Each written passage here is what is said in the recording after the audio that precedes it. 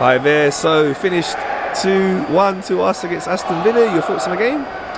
So we don't make it easy for ourselves, do we? Jesus Christ, second game in a row now. It's just, I don't know, it's like, I think the scoreline doesn't really justify the performance, in my opinion. I think in the first half, we played really well and we could have maybe been 2 or 3 and been out of sight.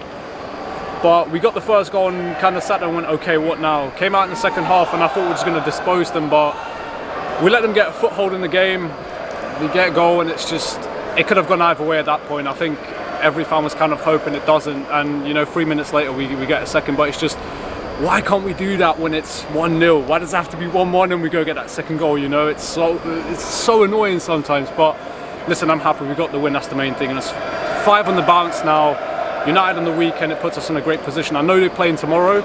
I'm hoping Leicester can maybe hold them up a bit and knock their confidence, but listen, a win's a win and that's all that matters, so I'm very pleased. Listen, we started really well in the first half, really dominated them, could have had a couple of goals. We did get the goal with Gabriel Jesus, really fast reaction from him. Yeah, it was really fast, but the thing is as well, I looked at Martinez in that first half and he was so sloppy.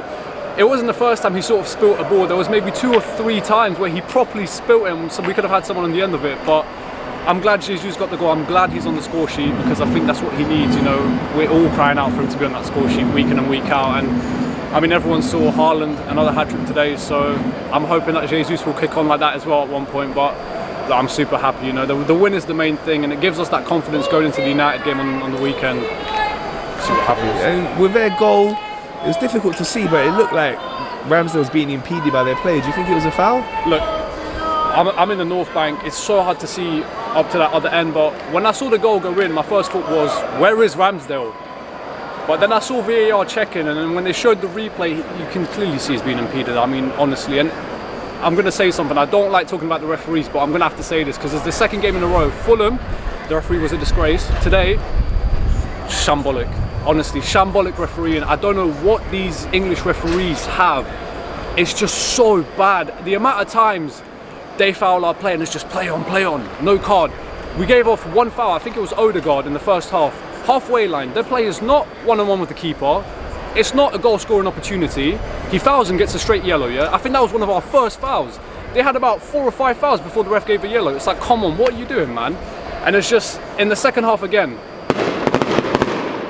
I think when you put your hands on a player, it should be a booking, yeah? It's a bookable offence putting your hands on the player. Martinez grabs Jesus by the neck, pulls him down to the floor, the referee goes and just slaps him on the wrist for it. It's just like, come on, if that was one of our players, that would have been a booking, maybe even a sending off if VAR had a proper look at it, but I ain't going to touch on that matter no more because I hate talking about referees as it is, yeah? We could have had a couple of penalties. We should have, I think. In my opinion, we should have. I think in the first one, the first half where Saka got fouled by Mings, again, I couldn't really see it because it's so far away, but to me it looked like a clear foul. VAR took a look at it. I don't even know how long they checked that goal. It wasn't more than 10 seconds. It came up on the screen, VAR checking, it was like check complete. Like that. It was just like, come on, really? If we're meant to sort of progress as a sport, we need to be looking at these things and taking them seriously, you know? I don't know how long they take to look at these things, but it's not more than 10 seconds for the foul that was on Saka, you know? But listen, at the end of it, still 2-1, I'm happy, so... Yeah, so with them equalising, well, it was great to see again. We've done it many times this season where we're conceding the goal and going straight down the other end and scoring ourselves very quickly. Martinelli was there, great finish, beautiful. Good set-up play from Saka. Beautiful, yeah, it was, like I'm saying though, I want us to do this when it's 1-0 to us, not when it's 1-1. We need to start killing these teams off because Villa were there for the taking, you know. They're where they are this season because, let's be real, they're quite shit this season, aren't they? I mean, 1 win out of 5, you know. We didn't expect them to come here and start playing amazing football and all this and that, but we need to kill these teams off, as far as I'm concerned. We can't let them just get a foothold because, like I'm saying, that 1-1, it could have gone either way, you know. But we did press, and Martinelli got that goal. It was a beautiful goal. And I'm going to give a special mention as well to Eddie, who came on. I think he done superbly. I think recently when he's been coming on, we've been looking quite dangerous, you know. And a few times, especially in the last 5-10 minutes, he was getting that ball on that halfway line and just running forward with it. And second player I'm going to give a special mention to as well is Lokonga. I thought he came in and actually done really, really well in that midfield area. And we all know, like, he hasn't been given as many minutes, Lokonga, but to play a full 90 and do that, superb, superb. Yeah, he was. So who's your man of the match today? Listen, actually, it's always such a hard question because you can pick from so many names, but I don't want to seem biased, but you know, Jesus on the score sheet, I think he done really well.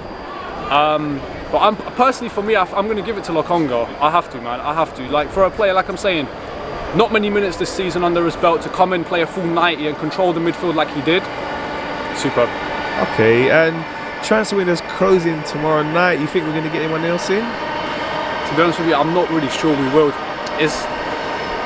I don't think we will, in the sense of, you know, all the transfers that we had under our eye, which was like Tielemans, and a few others, I don't think they're going to get done. Personally, I would like to see Tielemans at the Emirates, because we do have a little bit, I wouldn't say injury crisis, but you know, Partey's missing, and now El Nenny's got a small knock, so I don't know whether any of them are going to be available for the United game on the weekend. But look, I think Edu and Arteta, with Tielemans, they're holding out for the summer. If he doesn't extend his contract, he's going to be available on a free, and Leicester are asking, what, 25-30 million for him? With a year left on his contract, it's not worth it. So personally for me, I don't think we will get anyone in. I know they've been looking at this Ukrainian winger, I can't even pronounce his name to be honest, but I know we're looking at him. Listen, I think anyone will do, as long as we have a bit of squad depth and we have a few players in every position to kind of as a backup. Because once the games start rolling in fast and thick, you know, we've got Europa League coming up, we got FA Cup as well, Carabao Cup. Once they start coming in, it's going to get much harder, especially if we start getting players injured. I'm not sure. Okay, so Man United next. Thoughts on that one? Listen, the weird thing about that United game is it's on my birthday as well, you know. Okay. So I hope we give you a nice birthday that's present. what I'm hoping for, you know. Like I said after the Fulham game, it doesn't matter what form United are on. Whenever we go to Old Trafford, they always seem to turn on against us. So I'm hoping that this time, you know, we're going to go there, and I'm not necessarily going to roll them over, because it's going to be nothing like that, you know. But I'm hoping we're going to be able to come away with the 3 points. And let's be real, United, they are there for the taking. They're not playing fantastic football or anything like that. They've just managed a second win. So I'm hoping we can go to Old Trafford and just put in a performance and come away with the 3 points. That's the most important thing. And listen, if Gabriel Jesus can score the winner and just do the celebration in front of the Stretford end, that's going to make my birthday for sure. Let's hope so. So what's your correct score prediction? For the United game, listen, I'm going to say 3-1. I'm going to be bold and say 3-1. I have to be, you know. We're performing well. 3-1 for me.